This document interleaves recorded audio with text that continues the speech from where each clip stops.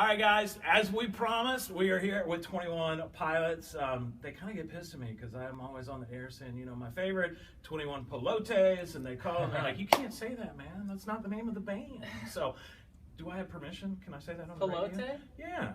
You know, just having fun with the name. No, I'm cool with that. You're cool with that? Yeah, it's like, it's really up to your interpretation. Yeah. Okay. With you guys, what was the moment that you kind of realized it was more than just being individual guys, and really all of a sudden people started recognizing you and you're like, oh shoot, man, this thing is getting kind of big. What was that moment for y'all? I guess in a way that moment happens a little bit every day. I'm trying to think, do you have any specific? I think I'll always remember like the 4th of July, maybe a couple years ago, in Columbus, Ohio, where we're from. I rode my bike downtown to meet up with some friends, and once I got down there, because there's like, they do the fireworks down there and stuff, and so there's like 100,000 people or whatever, so I lost cell service. Couldn't get a hold of my friends, and so I ended up watching these fireworks by myself. And the local radio station there had a playlist, and our song was on there, and I was standing there by myself with my bike, and the song comes on, and then all of a sudden, like, everybody just like turns their heads and looks at me. Looks at you. And I'm like by myself. I got like my helmet on, right? And I'm just like, hey guys. So that was like kind of a funny moment, but it was like also it was kind of, I mean, it was cool too, because it was just like, dang, like all these people are hearing our music in a way that I never really like imagined. Right. And so it was cool I remember mine. Now that I'm thinking about it. All right, dive in. I think we were in Australia, and we had an off day, and I had my wife on tour with us. And so we went out and we walked by this like a massage parlor thing. We're like, hey, let's get like a massage, like a couples massage. And so, you know, they didn't do couples massages, so like they didn't have like 2 beds in one room, so they kind of had this like partitioned off thing. So I was like, that sucks. Like we can't like be around together during one of these massages. But so anyway, there's this dude massaging me, and kind of this like lanky guy, and I think he was Asian, and just no expression on his face, very relaxed, and didn't like, you could tell he was tired and he didn't want to be there, and so he's kind of like doing the thing, and I'm laying there like with, you know, just a towel on or whatever, and afterwards, and then he finishes up, because you always know they're done when they start hitting you. Yeah. So he finishes up, and then right before he's like, I'm finished, and right as I'm like kind of sitting up waiting for him to leave so that I can get, you know, back in my clothes, he goes, hey, I'm a big fan. You're like, great. And I was like, what the heck? I don't think I've gotten a massage since then, honestly. You've been scarred for life with that one. So, all right. Well, I got a couple listener questions for you. Then, first of all, we'd like to ask you guys to clarify the rumor. You know, it's true that you met on Tinder.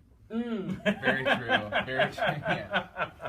How does that story go? How did that even get started? Is that the Tinder one? We probably just told that story. Yeah, you just did that. We just kind of let them know. Okay. Well, as long as you're proud of it. It would be true. Okay, it's not true. It would be true if Tinder was around when we actually met. Yeah. Right. If anyone did their research, they'd realize that that's not true. But we actually met on Match.com. That existed at that point. Well, more relationships start on Match.com than any other site in the world. Yeah, that's right. That's what I hear. So. Yeah. Mm-hmm. All right, and obviously you're a big fan of the Bell, and we love us some Taco Bell. So you know, standard order. I mean, especially say maybe you're in Hawaii and maybe your wife wanted to eat something local, and you said no, we're going to go try the new quesalupa. That's exactly what happened. What would your order be? I got to be honest with you. The quesalupa, I wasn't too pumped on. No, I got it. It sounds like a good idea, and then you get it, and it's just I don't know. Maybe the expectation was just too high. You know, gotcha. Like, one of the first times that I had like In-N-Out Burger isn't around where I'm from in Ohio, and they talk about it out in LA all the time. And I had it, and I just thought it was going to be amazing. And same thing with the quesalupa. It's the hype. It's the hype. It can ruin it. Yeah. It really can. Happens with movies, happens with music, happens with our show. You could be Quesalupa tonight. The new term, possible. But I think the one go-to for us is probably the cheesy gordita crunch.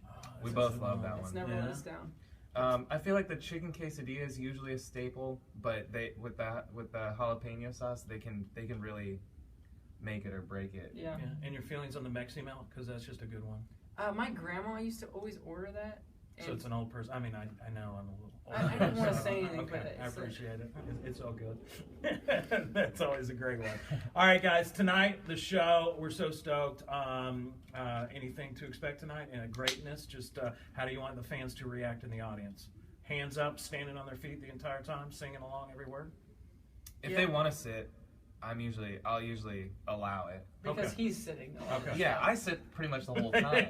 So it's that. like kind of unfair for me to require everyone else to stand. Cool. No, I mean I'll call them out for sitting. All right. Some people get front row, whatever. We'll help out especially if they're in the pit and they're sitting. Yeah, that's like kind of a weird thing. Yeah. Why'd you spend your money for that? So. We're just gonna absolutely destroy it tonight. You can expect that.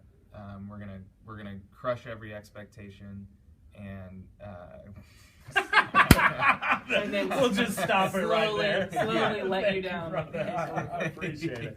Thank you guys, 21 Pilots.